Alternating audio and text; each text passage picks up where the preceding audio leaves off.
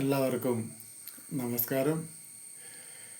ഏതാണ്ട് ഒരു 33 വർഷക്കാലത്തോളം ഒറ്റമുറി വീട്ടിലെ ജീവിതത്തിൽ ഇങ്ങനെ ധാരാളം വീഡിയോകൾ ചെയ്യണമെന്ന് അതിയായിട്ട് ആഗ്രഹിച്ച് എന്നാലാവുന്നതുപോലെ പരിമിതി കാരണം, സൗകര്യ പരിമിതി കാരണം വളരെ കുറച്ച് വീഡിയോകൾ ചെയ്ത് അപ്ലോഡ് ചെയ്തിട്ടുണ്ട്.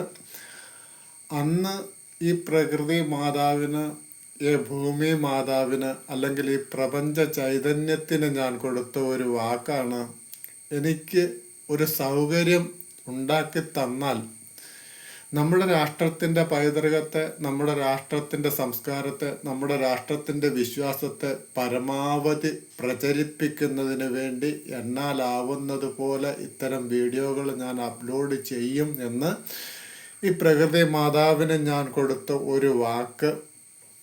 ആ വാക്ക് പാലിക്കുന്നതിന് വേണ്ടിയിട്ട് ഒരു ഭഗീരഥ പ്രയത്നത്തിൻ്റെ ആരംഭം എന്ന നിലയിലാണ് ഇന്ന് തൊട്ട് എന്നാലാവുന്നത് പോലെ ചെറിയ വീഡിയോകൾ ചെയ്ത് അപ്ലോഡ് ചെയ്യുന്നത്.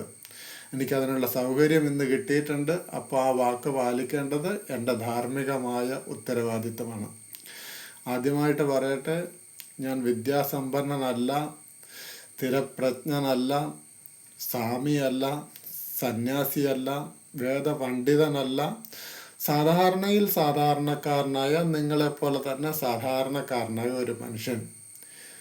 പഠിച്ച്, പഠിപ്പിച്ച്, പ്രചരിപ്പിച്ച്, പ്രവർത്തിച്ച്, പ്രതികരിച്ച് മുന്നോട്ട് പോവുക എന്നുള്ള ഈ ഒരു ശ്രമത്തിൻ്റെ ഭാഗമായിട്ട് നിങ്ങൾ ഓരോരുത്തരും, നിങ്ങളെല്ലാവരും നിങ്ങളാലാവുന്നത് പോലെ ഇതിൽ കണ്ണിയാവുക.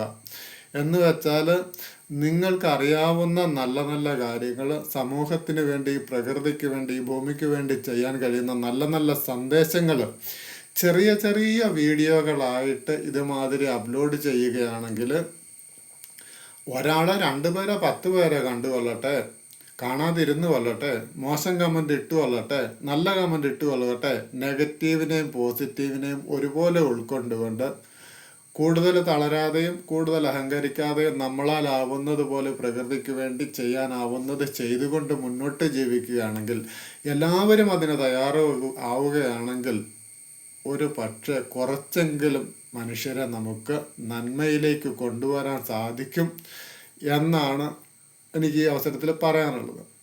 പലരും ചിന്തിക്കുന്ന ഒരു കാര്യമുണ്ട്, 10-65 വയസ്സായി, ഇനിയിപ്പം ഞാനിതൊക്കെ എങ്ങനെ പഠിപ്പിക്കാനായിട്ട് പോവുക, അല്ലെങ്കിൽ എനിക്ക് 4ാം ക്ലാസ് വിദ്യാഭ്യാസമേ ഉള്ളൂ, ഈ 4ാം ക്ലാസ് വിദ്യാഭ്യാസം വെച്ചുകൊണ്ട് ഞാനിതൊക്കെ പഠിച്ച് പ്രചരിപ്പിക്കാനായിട്ട് ഇതൊക്കെ എന്തിനാ പോവുക, ഇതിനൊക്കെ വേണ്ടി എങ്ങനെ ശ്രമിക്കുക? ഇതിനെല്ലാമുള്ള ഉദാഹരണം നമ്മുടെ പുരാതന ഇതിഹാസ ഗ്രന്ഥങ്ങൾ നോക്കിയാൽ നമുക്ക് കാണാം, അല്ലെങ്കിൽ വർത്തമാന കാലത്തിൽ നോക്കുകയാണെങ്കിൽ അതിലും നമുക്ക് കാണാൻ സാധിക്കും. 1,25,000 ശ്ലോകങ്ങളുള്ള ലോകത്തിലെ ഏറ്റവും വലിയ ഇതിഹാസ ഗ്രന്ഥമായ മഹാഭാരതം രചിച്ച വേദവ്യാസ മഹർഷി വേദങ്ങളെ 4ആയിട്ട് തിരിച്ച് ഋഗ്വേദം, യജുർവേദം, സാമവേദം, അഥർവവേദം എന്നിങ്ങനെ 4ആയിട്ട് തിരിച്ച് വ്യാഖ്യാനങ്ങൾ നൽകിയ വേദവ്യാസ മഹർഷി 18 പുരാണങ്ങളും 18 ഉപപുരാണങ്ങളും എഴുതിയ വേദവ്യാസ മഹർഷി ഒരു മുക്കുവ സ്ത്രീയുടെ മകനായിരുന്നു. പരാശര മുനിക്ക് സത്യവതി എന്ന മുക്കുവ സ്ത്രീയിൽ ജനിച്ച കുട്ടിയായിരുന്നു വേദവ്യാസ മഹർഷി. ഇനിയുമുണ്ട്, നമ്മുടെ രാജ്യം ഭരിക്കുന്ന പ്രധാനമന്ത്രി ശ്രീ നരേന്ദ്രമോദിജി ഒരു ചായക്കടക്കാരൻ്റെ മകനാണ്. നമ്മുടെ സംസ്ഥാനം ഭരിക്കുന്ന മുഖ്യമന്ത്രി ശ്രീ പിണറായി വിജയൻ സാർ ഒരു ചെത്തുകാരൻ്റെ മകനാണ്.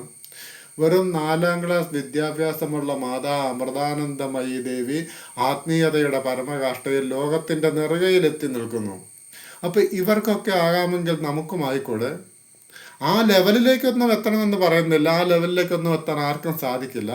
പക്ഷെ കുറച്ച് കാര്യങ്ങൾ നമ്മൾ പഠിച്ച്, പഠിപ്പിച്ച്, പ്രചരിപ്പിച്ച്, പ്രതികരിച്ച് നമ്മൾ മുന്നോട്ട് പോകാൻ ശ്രമിക്കുമ്പോൾ, അതിൽ ആവുന്നത് പോലെ മറ്റുള്ളവർ കൂടി കണ്ണിയാകുമ്പോൾ തീർച്ചയായിട്ടും കുറേ ആൾക്കാരെ നമ്മുടെ ഈ നല്ല ലെവലിലേക്ക്, നല്ല അവസ്ഥയിലേക്ക് കൊണ്ടുവരാൻ സാധിക്കും. മയക്കുമരുന്നിലേക്ക്, മദ്യത്തിലേക്ക്, കുടുംബ അന്തരീക്ഷം മുഴുവൻ താറുമാറായി കിടക്കുകയാണ്. എന്താണ് കുടുംബ ബന്ധത്തിൻ്റെ പവിത്രത എന്ന് പോലും ഇന്ന് ജീവിക്കുന്ന വളരെ ചുരുക്കം ആൾക്കാർക്ക് മാത്രമേ അറിയത്തുള്ളൂ. 10, 16, 17 വയസ്സുള്ള കുഞ്ഞുങ്ങളാണ് കഞ്ചാവിലേക്കും മയക്കുമരുന്നിലേക്കും മദ്യത്തിലേക്കും ഒക്കെ പോകുന്നത്. ഇതിൽ നിന്നൊരു മോചനം നേടണമെങ്കിൽ നമ്മളെല്ലാവരും ഒറ്റക്കെട്ടായിട്ട് നിന്നുകൊണ്ട് ഒരേപോലെ പ്രവർത്തിക്കുകയാണെങ്കിൽ എല്ലാവരെയും നന്മയിലേക്ക് കൊണ്ടുവരാൻ സാധിക്കുമെന്ന് ഞാൻ പറയുന്നില്ല. കാരണം എത്രത്തോളം നന്മ വളരുമോ അത്രത്തോളം തിന്മയും വളർന്നുകൊണ്ടിരിക്കും. അത് പ്രകൃതി നിയമമാണ്, പ്രകൃതിയുടെ ഭാഗമാണ്. എങ്കിലും നമുക്ക് കുറേയൊക്കെ നന്മയിലേക്ക് കൊണ്ടുവരാം എന്നുള്ള ഉറച്ച വിശ്വാസത്തോടു കൂടിയിട്ടാണ് ഇന്ന് മുതൽ ചെറിയ ചെറിയ വീഡിയോകൾ ഞാൻ ചെയ്യുന്നത്. എല്ലാവരും അതിൻ്റെ ഭാഗമാവുക, കണ്ണിയാവുക. നിങ്ങളാലാവുന്നത് പോലെ നിങ്ങളും വീഡിയോകൾ ഇടുക. ഒരാളെങ്കിലും കണ്ടുകൊള്ളട്ടെ, 2 പേരെങ്കിലും കണ്ടുകൊള്ളട്ടെ. മോശം കമൻറ്റ് വന്നു കൊള്ളട്ടെ, തെറി പറയുന്നവരുണ്ടായിക്കോട്ടെ, നല്ലത് പറയുന്നവരുണ്ടായിക്കോട്ടെ. അതിനൊന്നും കൂടുതൽ മൈൻഡ് ചെയ്യേണ്ട യാതൊരു കാര്യവുമില്ല. ഈ പ്രകൃതിയോട്